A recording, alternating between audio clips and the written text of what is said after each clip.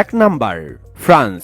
হয় Cristiano Ronaldo নয়তো Kylian Mbappe, যে কোনো একজনকে এই আসর থেকে বিদায় নিতেই হতো এই ম্যাচে। আবার ৮ বছর আগের সেই ১৬ ইউরোর ফাইনালে প্রতিশোধ নেবার হাতছানিও ডাকছিল ফ্রান্সকে।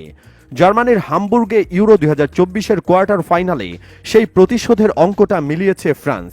গোলশূন্য ১২০ মিনিটের পর টাইব্রেকারে পর্তুগালকে ৫-৩ ব্যবধানে হারিয়ে পেয়ে গেছে সেমিফাইনালের টিকিট। আগামী মঙ্গলবার মিউনিখে তারা প্রথম সেমিফাইনালে মুখোমুখি হবে সাবেক চ্যাম্পিয়ন স্পেনের। ২ নাম্বার স্পেন। কোয়ার্টারে স্বাগতিক জার্মানিকে টুর্নামেন্ট থেকে বিদায় করে সেমিফাইনালে পা রেখেছে ৩ বারের ইউরো চ্যাম্পিয়ন স্পেন।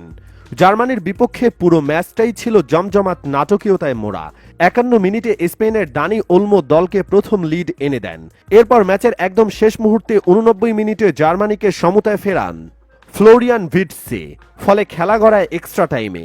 এক্সট্রা টাইমের একদম শেষ মিনিটে সবাই যখন টাইব্রেকারের প্রস্তুতি নিতে ব্যস্ত, ঠিক সেই সময় ১১৯ মিনিটে জার্মানির হৃদয় ভেঙে দলকে জয়সূচক গোল এনে দেন বদলি নামা মেরিনো। সেমিতে তাদের প্রতিপক্ষ কিলিয়ান এমবাপ্পের ফ্রান্স। ৩ number England. কোয়ার্টারে সুইজারল্যান্ডের বিপক্ষে দারুণ এক পরীক্ষা দিতে হবে ইংল্যান্ডকে। যদিও নামে ভারে তারা সুইজারল্যান্ডের থেকে অনেক এগিয়ে, এই আসরে ইংলিশদের এখনও তেমন বড় কোনো প্রতিপক্ষের মুখোমুখি হতে হয়নি। কিন্তু সুইজারল্যান্ডের রাউন্ড অফ 16-এ হারিয়ে এসেছে ইতালির মতো শক্তিশালী দলকে।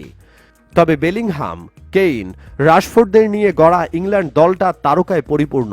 এরা নিজেদের দিনে উড়িয়ে দিতে পারে যে কোনো প্রতিপক্ষকে। সেমিতে ওঠার দৌড়ে তারা এগিয়ে রয়েছে। ৪ নাম্বার নেদারল্যান্ডস। কোয়ার্টার ফাইনালে সবচেয়ে সহজ প্রতিপক্ষ পেয়েছে নেদারল্যান্ডস। খুব বড়সড় কোনো অঘটন না ঘটলে তুরস্কের বিপক্ষে জয় পেতে বেগ পাওয়ার কথা না ডাচদের। ৩ ম্যাচের গ্রুপ পর্বে ৩ রকম ভিন্ন স্বাদ পেয়েছে ডাচ সমর্থকেরা।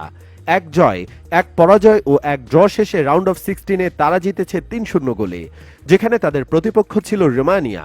সেমিতে উঠলে তাদের সম্ভাব্য প্রতিপক্ষ হবে ইংল্যান্ড অথবা সুইজারল্যান্ড।